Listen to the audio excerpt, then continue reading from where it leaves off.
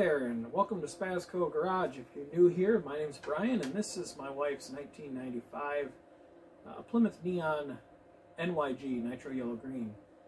This is her winter beater. It's not in the nicest condition. A lot of people probably get a little upset over the idea of an NYG being driven through the winter, but it's not terrible. This car is quite noisy is the real problem right now. So we're going to look at doing a little bit of an engine flush and see if that helps.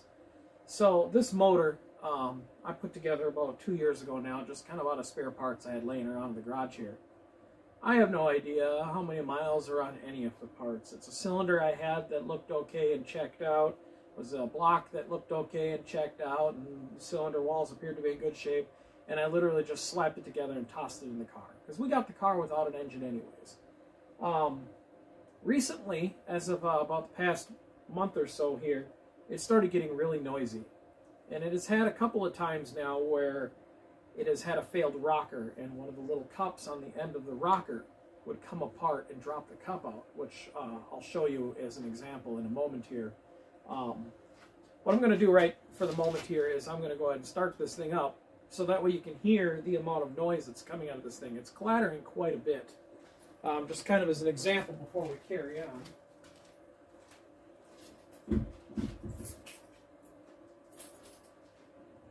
Turn the wheel a bit so I can reach in here.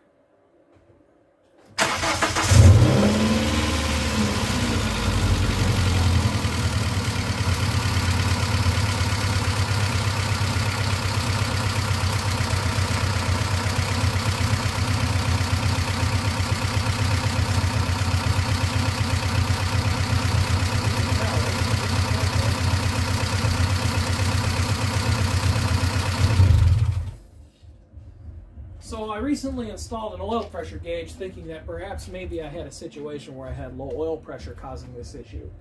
But I'm getting what I believe is pretty good oil pressure. I haven't checked the specs, but when the engine's cold, it's around 40 psi at idle. And once the engine's good and warm, it drops down between 28 to 30 psi at idle, which in my book is really pretty sufficient oil pressure. And the last time I had the top end apart to check it out, I had cleaned all the tubes on the rails that hold the rockers, and everything was nice and free and clear.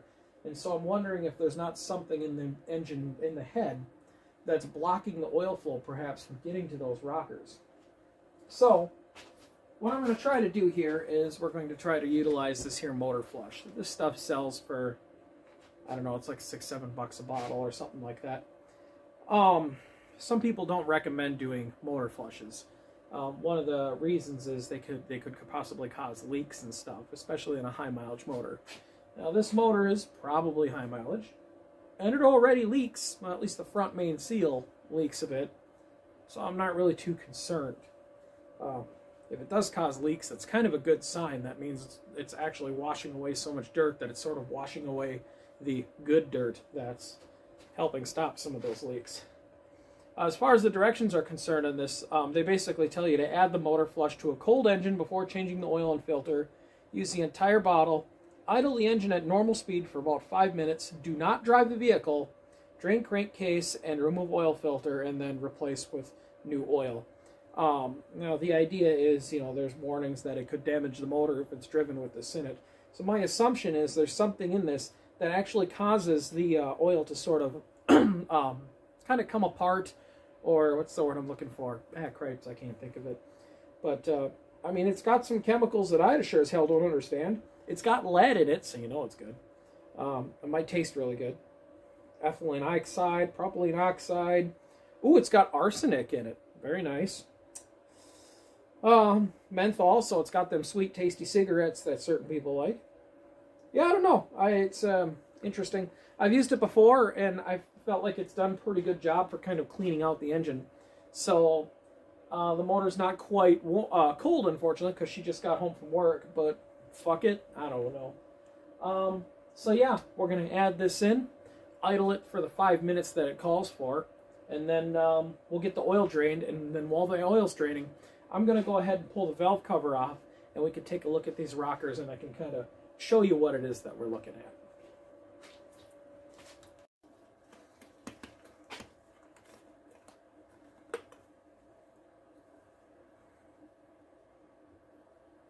Smells interesting. It's not quite gas, not quite kerosene.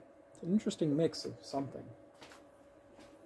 So, just going to go ahead and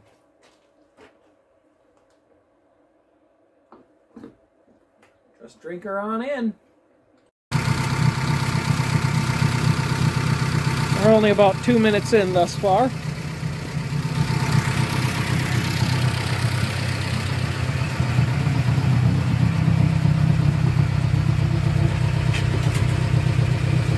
I should probably get some fresh air here, huh? Well, it's probably just going to kind of blow in. It's going out for the most part.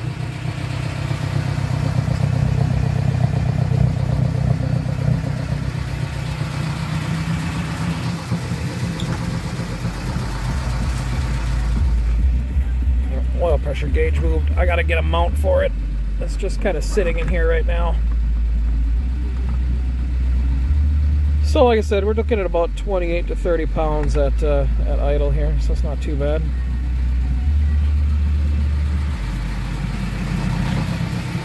So yeah, we'll just let her run for the necessary 5 minutes, and then we'll drain her out, see what it looks like. Well, our 5 minutes is just about up here, so shut her down.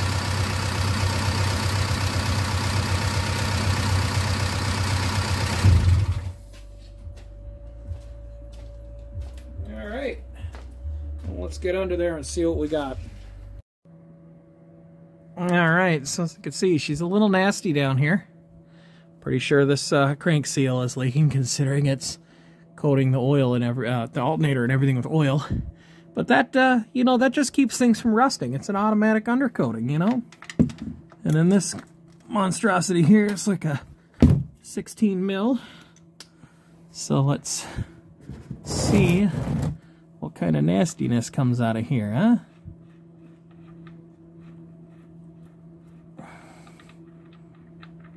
And well, she's coming out pretty quick and thin, I'd say.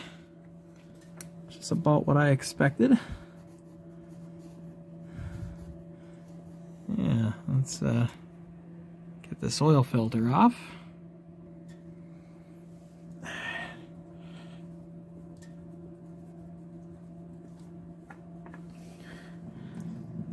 Oh yeah, nice and nasty. Oh, look at that, the gasket even just like blurped out of there. Huh. Interesting. Yeah, she's greasy.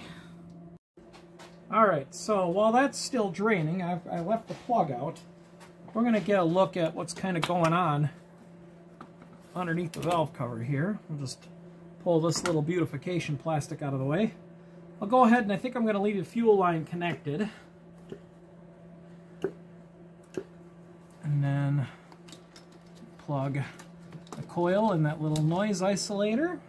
And then we'll zip the coil out of the way.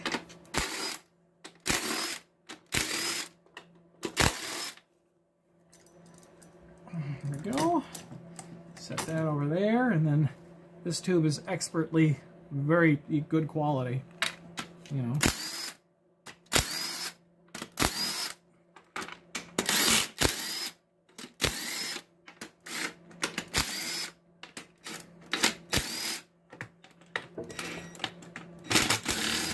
Gotta get that ground strap out of the way too. Get this disconnected. This little ground strap we can sneak out of there. Come on, I don't really want to lose the bolt if I can help it.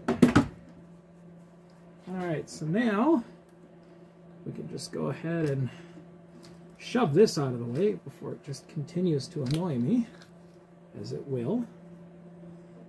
So just pop right off of there. And we've got a good gasket on it, so I know it'll stay in one piece. Just set this off to the side. Now let's take a look here. So, that one's snug, so.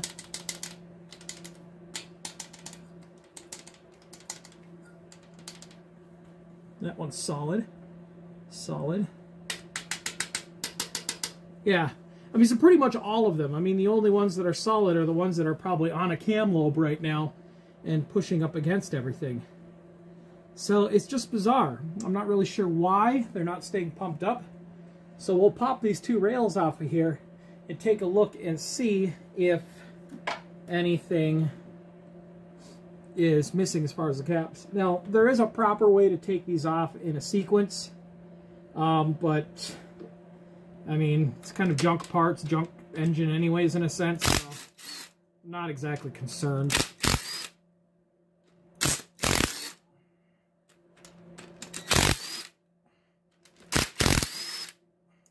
And then I think what I'll do is I'll go ahead and get a magnetic tray, because I know that these are going to go everywhere on me.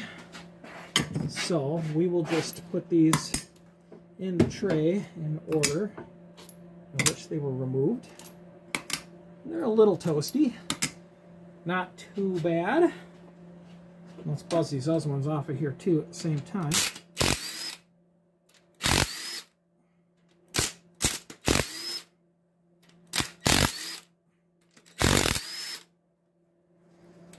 Yep, like I said, I know it's not the right way to do it, but whatever.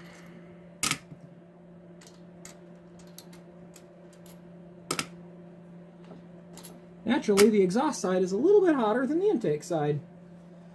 Obvious reasons, I suppose.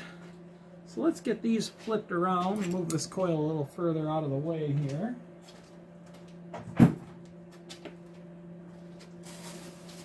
I'm just going to put this piece of foam here that could set this rail on.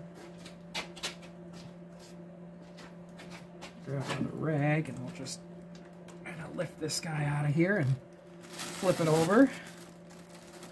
And I can see that all of the caps are in place where they're supposed to be. So let's get a look at this one. Same thing. Everything looks good. All of these little caps are exactly where they're supposed to be. And about 2 times now, when I would suddenly notice a noise and it would start to basically sound like a Subaru, I would pull this apart, and on 2 separate times I've found it where one of these little caps had basically the plastic had cracked and came apart and the cap was gone, and thus actually, you know, had space in it. And then I'd repair it and the car would quiet it down, but the car was always a bit noisy. So it's kind of a good question as to why. The camshaft looks good. I don't see any marring or any marks or anything on it. It's got a 95 hot cam in it right now. It's kind of what I had laying around and looked in good shape, and obviously it seems to have been doing fine. I mean, she puts plenty of miles on this thing. She doesn't drive super far to work and back, but we've driven it around quite a bit, and it definitely gets a little bit of a workout. Well, I think the next step now is to maybe get a little something extra to pour down just to kind of help rinse this out and kind of rinse out any standing oil and sludge in the crankcase. Let's see what I can come up with for doing that. But yeah, interesting. It's nothing that makes a lot of obvious sense. Alright, so the motor's been draining for a while now. I actually stepped away for a moment, and I went and I got some, well, it's not oil, it's diesel fuel. So I went ahead and I got a gallon of diesel that I can kind of pour in here to kind of help rinse out any extra BS out of the oil pan and whatnot. Just slop it all over. That'll do. And I could save some for something else. I can hear it going through into the pan, so that's good. That'll kind of help. I can use that to get some shine in the paint. There we go.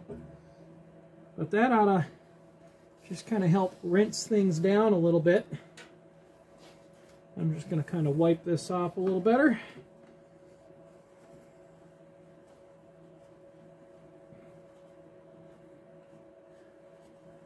You know, hopefully it's not necessarily a big oiling problem, but I mean, you know, if the noise doesn't go away, then I'm just going to have to put a different head on this motor, or I might even just drop in an entirely different motor because, well, they're not expensive for these cars anyways. But I guess now the best thing to do is reinstall these rockers, get the valve cover back on, and then start getting fresh oil and stuff in place. So at this point, I mean, this all looks pretty good, you know, the way it did. It's just kind of a matter of kind of flopping these guys in place, you know, rotating some of these parts and making them all line up fancy like. You know, like if I put this middle one in here, let's get these all kind of started.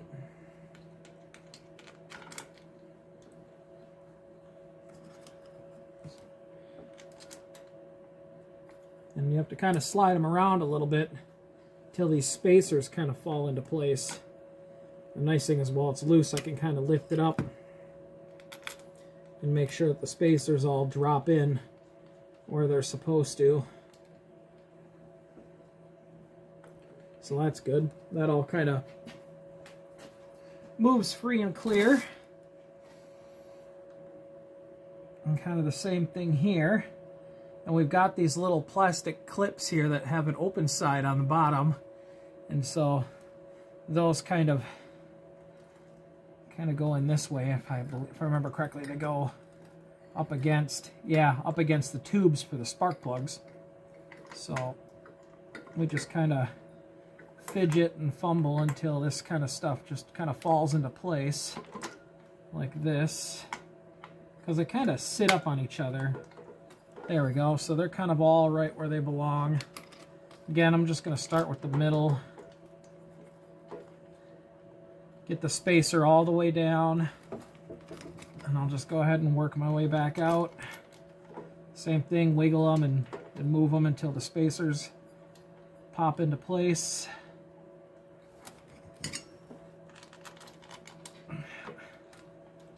Just like that. That way now we can buzz this down. Now I'm just going to use the gun just to kind of sink these parts down easy like.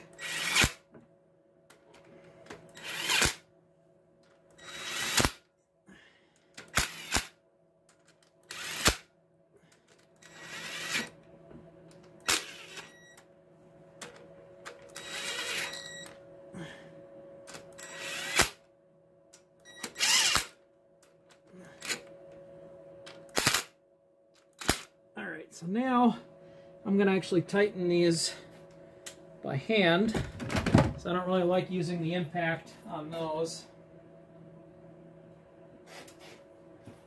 Get this all dialed in here. Same thing, I'm just working from the middle out. Click. Click. Click, you know, torque to spec, right? Click. Click. Or maybe it's one of them fancy ones that goes beep. Ah, who are we kidding? I don't got nothing fancy. Ain't got shit.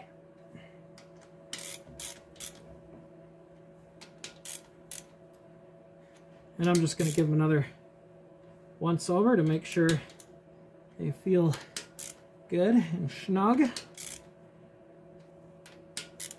I'm not sure what the torque spec is on these, but I'm just getting them to where I feel they belong. There, that looks pretty good. So now I just got to drop the valve cover back on and get some looby-dooby in her. Alright, so we got the valve cover back on, ignition coil back on, plug wires in place. It's all really easy. I've got the Lucas draining in here, which is pretty thick stuff, so it takes a little bit. But, yeah, I think about ready to get the rest of the oil in it and see how it starts up. And now, every time I start this thing up after having that valve train apart, it runs like total dog shit. It runs on like 3 cylinders, and I have to take it out for a spin.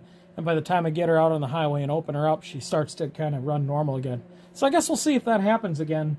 I'm fully expecting it, and I'm fully expecting it to make a ton of noise when I first start it up too, of course, because, well, it's not primed up yet anyways. But hopefully, after a little bit of a warm-up test drive, this will help out. Alright, so I got the equivalent of about 4.5 quarts in here, which I believe should be about right. So I'm going to try to start it up. Like I said, I fully expect it to run like total hot garbage, and I'm probably going to have to crack the throttle just to get it going.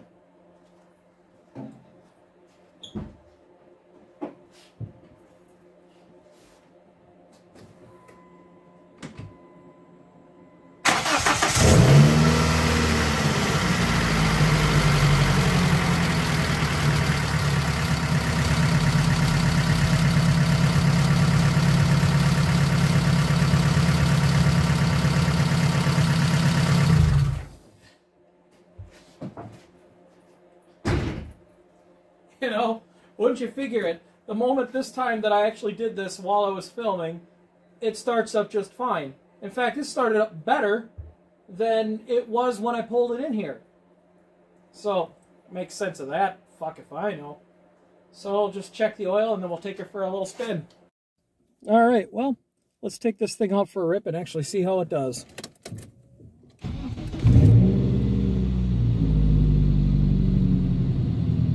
I mean, honestly, it's already less ticky than it was. Turn that off. Let's see. Garage door open. Yep.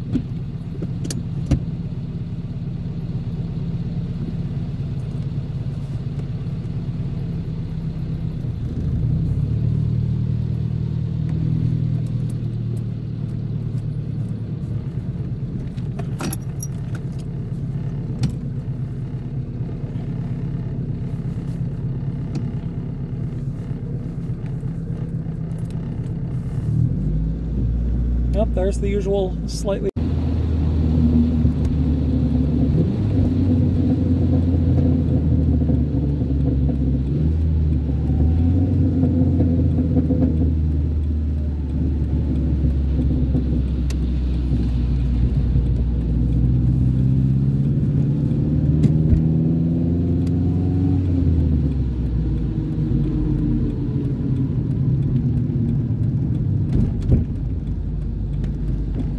Hop onto the highway here, bit of a downhill ramp.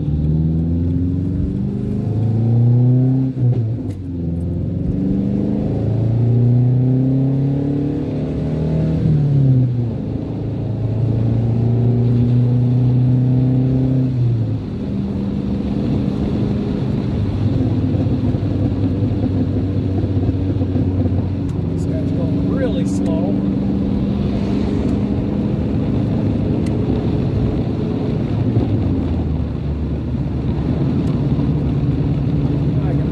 Back off here.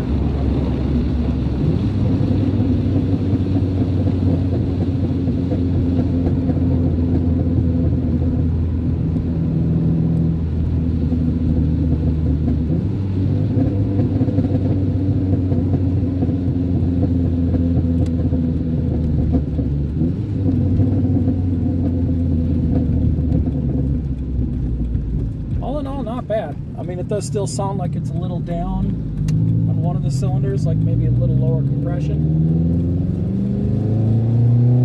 Still ticky, but not as loud as it was.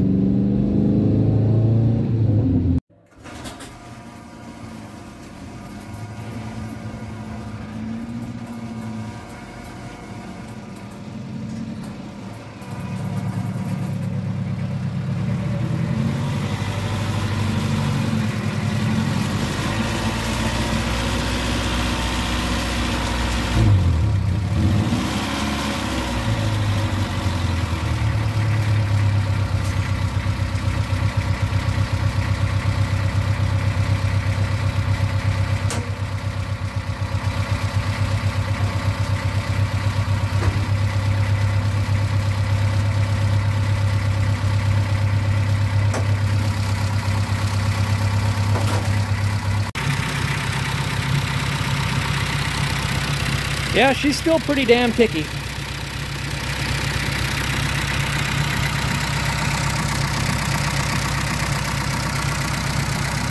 I guess we'll see if it improves.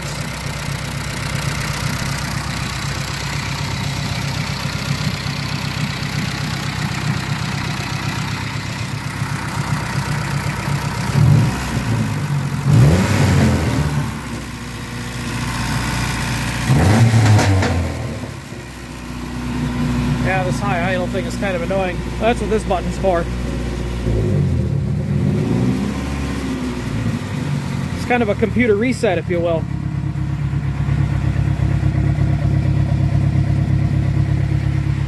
Well,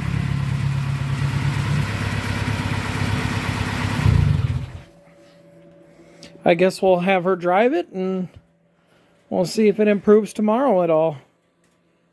But, figured it can't hurt. And I mean, let's see. Shit, the oil's so clean now you can't even see the damn thing. So, that ain't too bad. I guess we'll see how she does. Well, at any rate, maybe this info was somewhat helpful to someone, maybe not. But thanks for watching if you stuck it through. And sure do appreciate it. Go ahead and hit the like button if it's anything helpful to you. Or if you like, go ahead and subscribe, because I continue to have more just kind of random content on repairs of any sort of nature, from vehicles to household stuff, to some revival projects, eventually that project as well. So thanks for watching.